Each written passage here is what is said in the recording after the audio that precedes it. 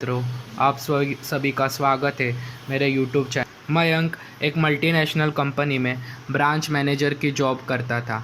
एक दिन मयंक को ऑफिस से घर जाने के लिए लेट लेट हो गया।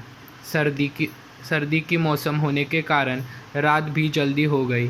ठंड भी बहुत शुरू हो गई थी। रास्ते में चलते चलते मयंक को अचानक से एक आवाज़ सुनाई दी, रुक जाओ। मयंक वहीं पर ही रुक गया और पीछे मुड़ के देखा, लेकिन पीछे कोई भी नहीं था। फिर से वही आवाज़ सुनाई दी, सामने देखो। जैसे ही मयंक ने सामने देखा तो उसे ज़मीन पर कुछ चमकती हुई चीज़ दिखाई दी।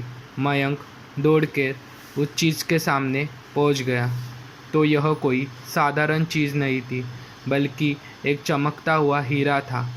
उसने वह हीरे अपने हाथ में ले लिया।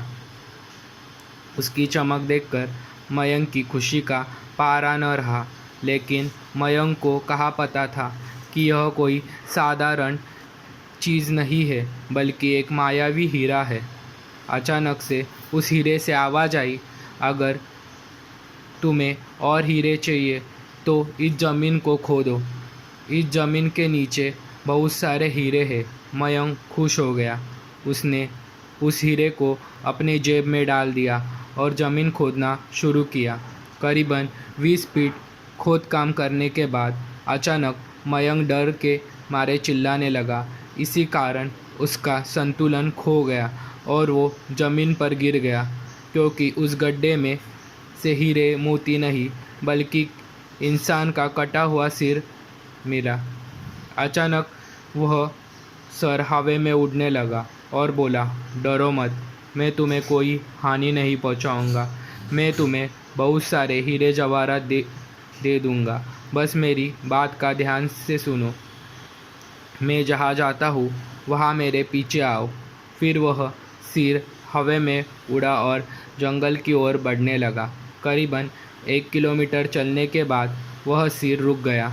मयंक भी रुक गया। फिर उस सर ने कहा, इस ज़मीन में भीतर बहुत सारे हीरे मोती जवाहरात छुपे हैं। इस ज़मीन पे खोद काम शुरू करो। मयंक खुश हो गया और उस ज़मीन को खोदना शुरू कर दिया। खोदते खोदते उस ज़मीन के नीचे हीरे मोती तो नहीं मिले, बल्कि उस सिर का कटा हुआ धड़ मिला। उस सिर ने कहा, अब तुम्हें एक आखिरी काम करना है, उसके बाद तुम मालामाल हो जाओगे। तुम्हें कहीं से भी एक लोटा खून लाना होगा। मयंक ने बोला, एक लोटा खून? पर मैं एक लोटा खून कहाँ से लाऊंगा? उस सिर ने कहा, चलो मेरे साथ। वो डरावना चेहरा मयंक के साथ लेकर थोड़ी दूरी पे गया। वहाँ उस इंसान को जाते हुए देखा। वो सिर बोला, उस इंसान को मारकर उसका खून ले आओ। मयंक डर गया और बोला, नहीं नहीं, यह मुझसे नहीं होगा। मैं यह नहीं कर सकता। अगर तुमने यह काम नहीं किया तो मैं तुझे बहुत बड़ी मुसीबत में डाल दूंगा। फिर तुम्हारी पूरी ज़िंदगी नर्क बन जाएगी।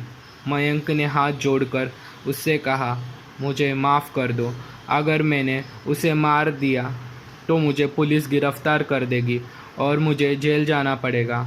उस सिर ने अपने तंत्र मंत्र की शक्ति से एक छुरी और लोटा प्रकट किया और गुस्से से बोला, अगर तुम मेरा यह काम नहीं करोगे तो तुम्हें पूरे परिवार को मौत से गाड़ उतार दूंगा।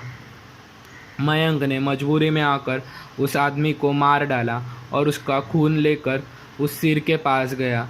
वो सिर खून को देखकर बहुत खुश हुआ और बोला, यह खून मेरे शरीर पे डाल दो। उस सिर के कहने पर मयंक ने खून को उसके शरीर पे डाल दिया। फिर कुछ ही देर में वह कटा हुआ सिर उस शरीर पे जुड़ गया। यह सब देखकर मयंक की हालत खराब हो गई। वो भूत को देखकर काफ़ी डर गया। जैसे ही वो भूत जिंदा हो गया तो ज़ोर ज़ोर से हंसने लगा और डरावनी आवाज़ में बोला, तुमने बहुत बड़ी गलती कर दी कि तुम मुझे फिर से ज़िंदा कर दिया। अब मैं सिर्फ तुम्हें ही नहीं बल्कि इस पूरे शहर को मौत से गाड़ दूंगा। डर के मारे मयंक के मुंह से आवाज़ भी नहीं निकल रही थी। वो अपने जान बचाने के लिए वहाँ से दौड़ा, लेकिन उस भूत ने छलांग लगाकर मयंक को ज़मीन पे गिरा दिया और बोला, मुझे बहुत भूख लगी है, अब मैं तुम्हारा मांस खाऊंगा। जैसे ही भूत ने मांस खाने के लिए आगे बढ़ा कि तुरंत ही उसका सिर धड़ से अलग हो गया। मयंक समझ नहीं पाया कि आखिर यह चमत्कार कैसे हुआ। जब मयंक